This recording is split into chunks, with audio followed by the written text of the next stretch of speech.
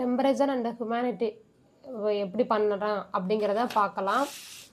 இதுக்கு வந்துட்டு இந்த ஹியூமனிட்டி THT11 அந்த சென்சார் எடுத்திருக்கேன். இதை பார்த்தீங்கன்னா தெரியும், ஒரு விசிசி, ஒரு கிரவுண்டு, அதுக்கப்புறம் வந்துட்டு டேட்டா பாயிண்ட், மொத்தம் 3 இருக்குது இதில். அதுக்கு தான் விசிசி, டேட்டா பாயிண்ட்டு, கிரவுண்டு தெரியுதா? அதுக்கப்புறம் இதை வந்துட்டு நான் மேல் to female wire, jumper wire எடுத்துக்கிறேன். இந்த பக்கத்து இப்படி இருந்துச்சுன்னா அது மேலு, எதுவுமே இல்லை அப்படின்னா அது ஃபீமேலு. இப்போ வந்துட்டு விசிசிங்கிறது 5 வோல்டேஜில் நான் இங்கே கொடுத்துக்கிறேன். வின்னு 2 கிரவுண்டு 5 வோல்டேஜ் நான் இங்கே கொடுத்துட்டேன். அடுத்து வந்துட்டு டேட்டா பாயிண்ட்டு அப்ராக்சிமேட்டாக 2ல் கொடுத்துருக்குறேன். அடுத்து வந்துட்டு கிரவுண்டை வந்து கொடுத்துட்றேன்.